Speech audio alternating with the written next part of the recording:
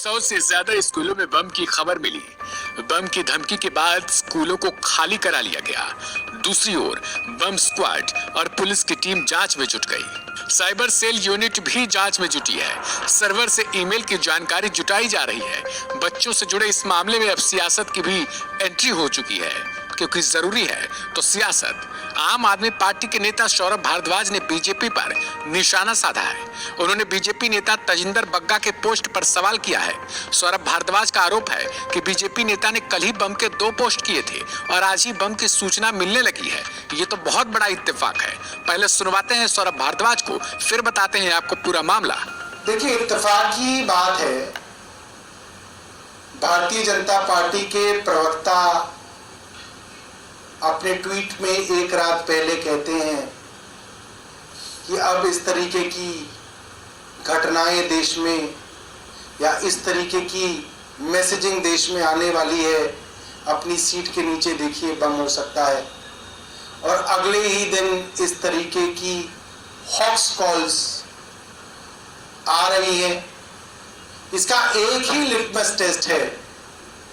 अगर दिल्ली पुलिस एक दिन के अंदर या 2 दिन के अंदर निकाल के ले आएगी कि ये लोग हैं जो इस तरीके की झूठी कॉल कर रहे हैं, क्योंकि आजकल ये निकाल के लाना कोई बड़ी बात ही नहीं है, तो बड़ा आसान है।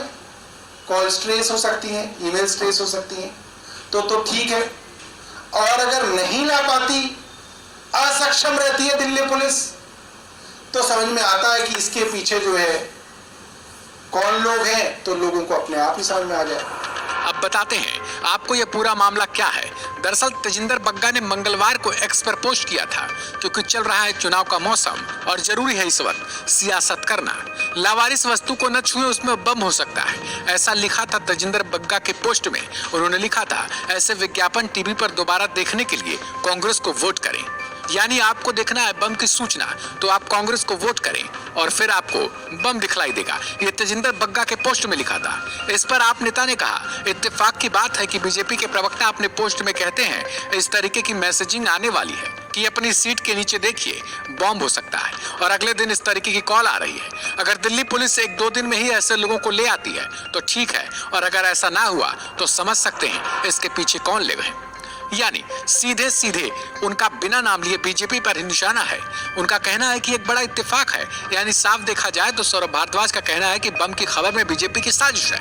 अब आपको बताते हैं पुलिस की जांच पे अभी तक क्या पता चला है। तो दरअसल बता दें कि अधिकारियों ने बताया कि मयूर विहार इलाके में स्थित मदर मैरी स्कूल, द्वारका स्थित दिल्ली पब्लिक स्कूल, चाणक्यपुरी के संस्कृति स्कूल, वसंत कुंज के दिल्ली पब्लिक स्कूल, साकेत स्थित एमिटी स्कूल और नोएडा सेक्टर 30 में दिल्ली पब्लिक स्कूल को ईमेल मिला था। इसके जरिए परिसर में बम होने की सूचना दी गई थी। अब हालांकि खबर है कि ये कॉल्स फर्जी थी। दूसरी ओर ये भी सभी मेल विदेश से भेजे गए बताए जा रहे हैं, जिनकी जांच जारी है। पुलिस और आईबीबी इस पर लगातार नजर बनाए हुए है। उम्मीद है कि जल्द से जल्द ही इसका खुलासा कर दिया जाएगा कि आखिर ये मेल कहां से भेजा गया था और बिना बम के ही फर्जी तरीके से सूचना क्यों दी गई थी। बहरहाल इस खबर में इतना ही। आगे की और तमाम बड़ी खबरों के लिए सब्सक्राइब करें वन इंडिया हिंदी।